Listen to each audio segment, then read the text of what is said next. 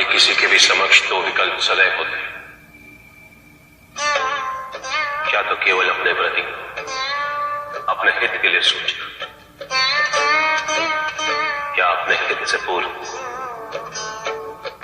दूसरे के हित के लिए सदैव प्रयत्नशील रहे। पहला मार्ग विचारों की तुच्छता का प्रतीक है और दूसरा मार्ग व्यक्तित्व की महानता का। किंतु जहां लोभ होता है वहां व्यक्ति का पार्श्विक प्रवृत्ति की ओर बढ़ जाना स्वाभाविक है। ऐसे व्यक्तियों की शुदा कभी शांत नहीं होती, उनके स्वार्थ का कोई अंत नहीं होता। जिनके पास स्वयं नारायण और उनके साथ होते हुए भी वो उन पर विश्वास न करे, ऐसे प्राणियों का उद्धार कभी नहीं हो सकता। जय और पराजय सात्विकता और असात्विकता की देन। अभिमान सात्विकता का शत्रु है। जो अभिमानी है वो कभी भी दिव्य शक्तियों से विभूषित नहीं रह सकता।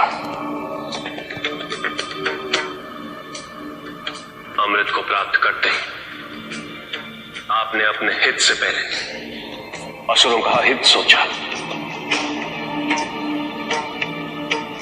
अमृत का उपयोग करने से पूर्व आपने उसका दुरुपयोग सोचा।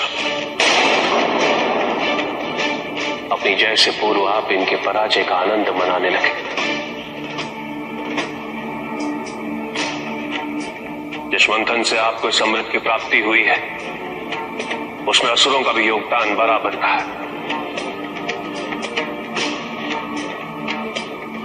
यदि असुर न होते तो समस्त देवताओं में क्षीर सागर का मंथन कर अमृत को प्राप्त करने का सामर्थ्य नहीं था।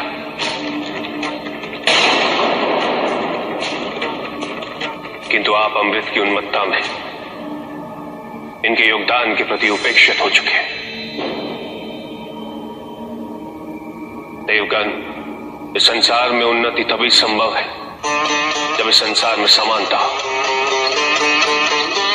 बराबरी। यदि कोई सर्वशक्तिशाली ही नहीं रहेगा तो कोई निर्बल नहीं होगा। यदि कोई बड़ा नहीं होगा तो कोई छोटा ही नहीं रह पाएगा। शक्ति के इस असंतुलन को संतुलित रखना अनिवार्य है। जिस प्रकार आप सबने अमृत की प्राप्ति कर ली, उसी प्रकार मैं असुरों के हित के लिए शुक्राचार्य को पुनः संजीवनी विद्या प्रदान कर रहा।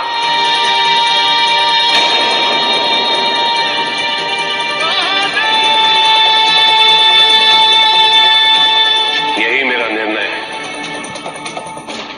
और यही मेरा न्याय है। यदि आप सबको अपनी भूल का बोध है तो उससे उभरने का एकमात्र उपाय प्रायश्चित ही है। अन्यथा आप कुछ समय पछता लेंगे और पुनः वही करेंगे जो आप करते आए, और ये चक्र निरंतर चलता रहेगा और आपके अस्तित्व के विनाश का कारण बनता रहेगा।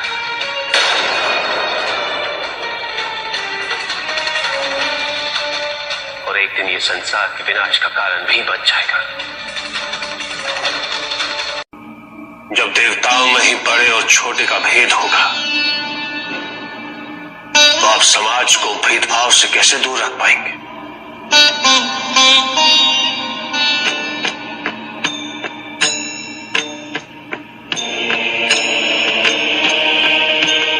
मेरी दृष्टि में कोई छोटा या कोई बड़ा नहीं होता।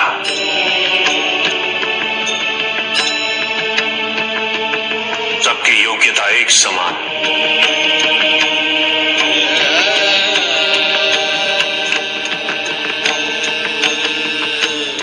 और छोटा या बड़ा कहलाने से क्या प्राप्त होता है?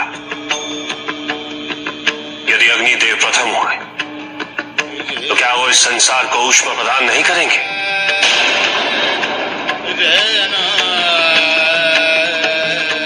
और यदि वो द्वितीय हो तो क्या वो अपने दायित्व से विमुख हो जाएंगे?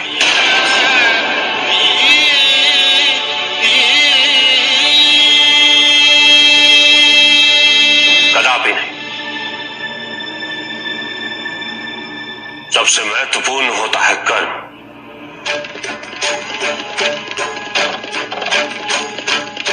इसलिए आप सबको केवल अपने अपने कर्मों पर ध्यान केंद्रित करना चाहिए।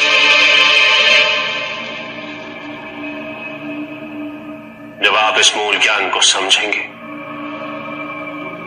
तभी आपको अपनी समस्या का समाधान प्राप्त होगा।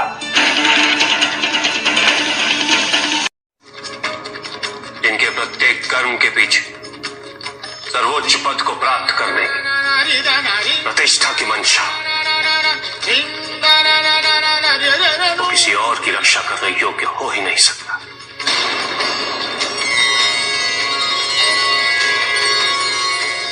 जिसे आत्म कल्याण से पूर्व लोक कल्याण की चिंता,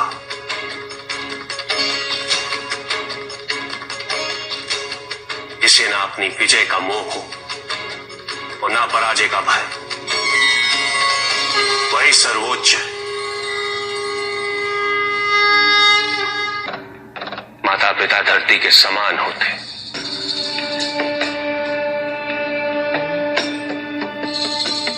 और संतान पृथ्वी पर उनके पन के समान।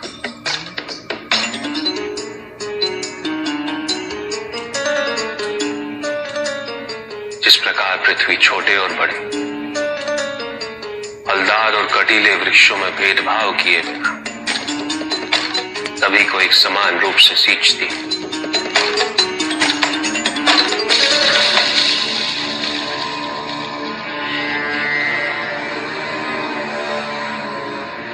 उसी प्रकार माता पिता अपनी संतानों में भेदभाव नहीं करते। कुबेर,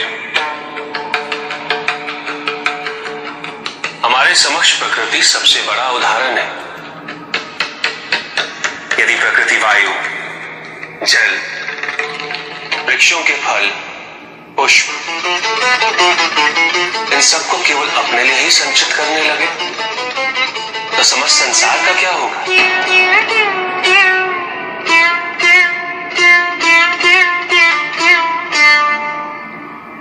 किंतु प्रकृति कभी ऐसा नहीं करती। जीवित रहने के लिए जो कुछ भी अनिवार्य है वो सबको समान रूप से प्रदान करती है।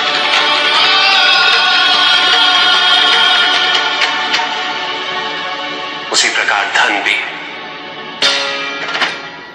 धन मूल आवश्यकताओं को पूरा करने हेतु अनिवार्य है,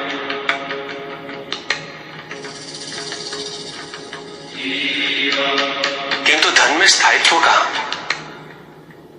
स्थायित्व है तो कर्मों में, जिन कर्मों को हम धन के माध्यम से कर सकते हैं।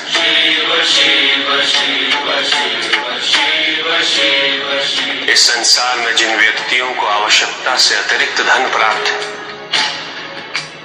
उन्हें यह कभी नहीं भूलना चाहिए कि उनके ऊपर एक बहुत बड़ा दायित्व है।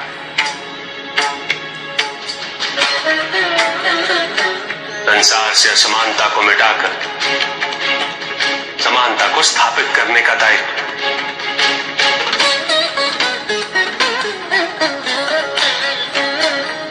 अपने लोग को भूलकर उनकी सहायता करना, इनके पास जीवन में ऊपर उठने के लिए साधन नहीं।